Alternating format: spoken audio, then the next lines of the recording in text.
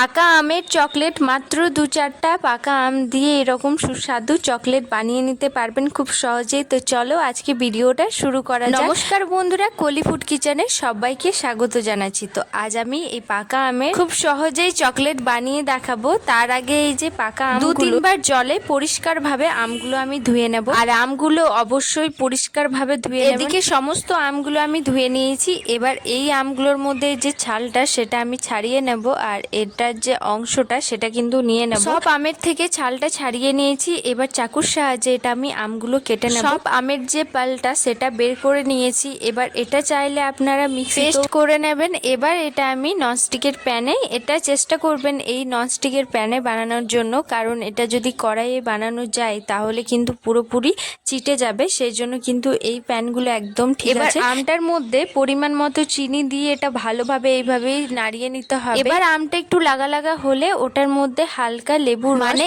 1/2 লেবুর রসটা কেটে ওটা আমি দিয়ে দিলাম। তারপর এটা আবারও নাড়াচাড়া করতে হবে যতক্ষণ না এটা জলটা শুকিয়ে যাবে। এই যে আমের থেকে আমের চকলেটটা অলমোস্ট রেডি হয়ে গেছে। এবার এটা আমি নামিয়ে নেব। এবার একটা ক্যারি প্যাকেট নিয়েছি, ওটা এবার 4 কোনা সাইজের আমি কেটে নেব যতটা আমার দরকার।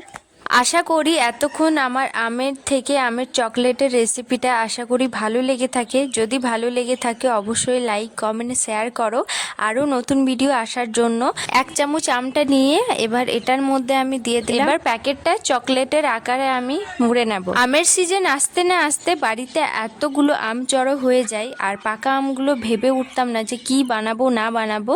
তো এইভাবে চকলেট বানিয়ে ফ্রিজে কিন্তু 1 মাস স্টোর করে রাখতে পারেন খুব সহজে, আর খেতেও কিন্তু খুবই ভালো লাগে। পাকা আম ফ্রিজে 4 থেকে 3 দিন রাখা যায়, তবে আর থাকে না। তো এইভাবে চকলেট বানিয়ে 1 মাস কিন্তু স্টোর করে রাখতে পারেন। আমের চকলেটটা যদি একটু টক ঝাল মিষ্টি খেতে চান তাহলে ওই হাজমোলা একটু লঙ্কার গুঁড়ো অবশ্যই দিয়ে দেবেন, তাহলে কিন্তু টক ঝাল হয়ে যাবে। আমার এখনো পর্যন্ত যদি শর্ট ভিডিও কেউ যদি না দেখে থাকেন অবশ্যই গিয়ে দেখতে পারেন, ওখানে বিভিন্ন রকম রেসিপি আছে। আশা করি আমার এই ভিডিওটা রেসিপিটা ভালো লেগেছে। যদি ভালো লেগে থাকে অবশ্যই লাইক কমেন্ট শেয়ার করো।